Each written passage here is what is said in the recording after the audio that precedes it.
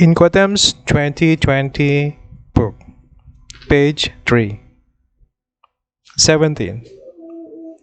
In all Incoterms 2020 rules, A2 will define the place or port of delivery, and that place or port is closest to the seller in AXW and FCA, or seller's premise, and closest to the buyer in DAP, DPU, and DDP.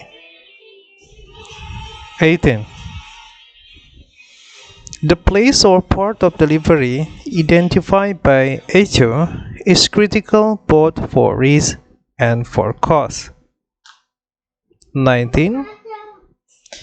The place or port of delivery under A2 marks the place at which risk transfers from seller to buyer under A3.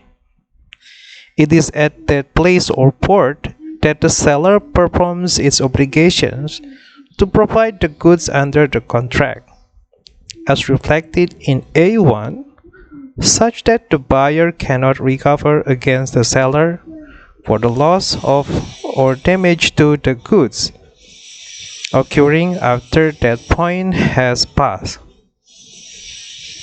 20.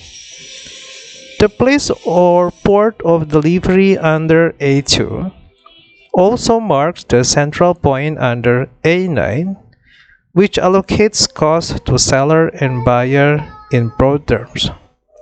A9 allocates costs before the point of delivery to the seller and costs after that point to the buyer. Delivery points. Extremes and betweens.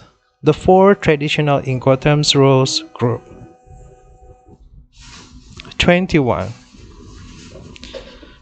Versions of the Incoterms rule before 2010 traditionally grouped the rules into four, namely E, F, C, and D, with E and D lying at extreme poles from each other in terms of the point of delivery, and the F and C rules lying in between, while the Incoterms rules have, since 2010, been grouped according to the means of transport used. The old groupings are still helpful in understanding the point of delivery. Thus, the delivery point in EXW is an agreed point for collections of the goods by the buyer. Whatever the destinations to which the buyer will take them, at the other extreme in DAP, DPU, and DDP, the delivery point is the same as the destination point to which the seller or its carrier will carry the goods. In the first EXW, risk transfer before the transport cycle even starts. In the second, the D rules, risk transfer very late in that cycle. Again, in the first, EXW, and for that matter, FCA, or seller's premise, the seller performs its obligations to deliver the goods, whether or not they actually arrive at their destinations. In the second, the seller performs its obligations to deliver the goods only if they actually arrive at their destinations. 22. The two rules at the extreme ends of the Incoterms rule are XWork and DDP. However, traders should consider alternative rules to these two for their international contracts. Thus, with XWork, the seller has to merely put the goods at the buyer's disposal. This may cause problems for the seller and the buyer.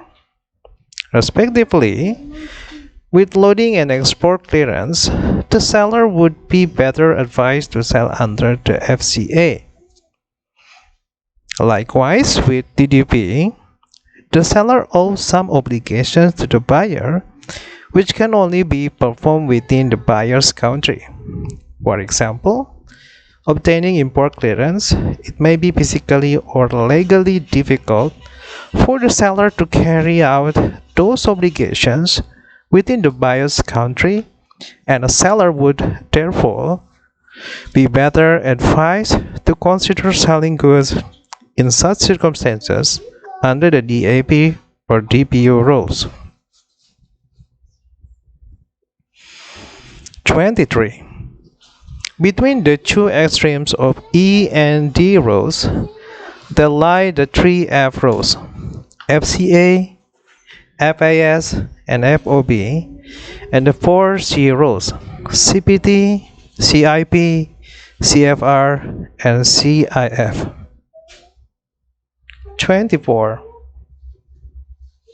With all 7F and C rules, the place of delivery is on the seller's side of the anticipated carriage. Consequently, sellers using these Incoterms rules are often called shipment sales. Delivery occurs, for example, A. When the goods are placed on board the vessels at the port of loading in a CFR, CIF, and FOB, or B. By handing the goods over to the carrier in CPT and CIP, or C. By loading them on the means of transport provided by the buyer or placing them at the disposal of the buyer's carrier in the FCA.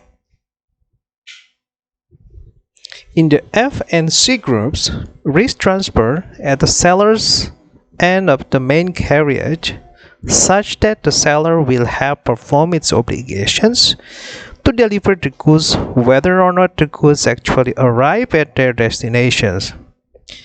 This feature of being shipment sales with delivery happening at the seller's end early in the transit cycle is common to the F and C rules, whether they are at the Maritime Incoterms rules or the Incoterms rules.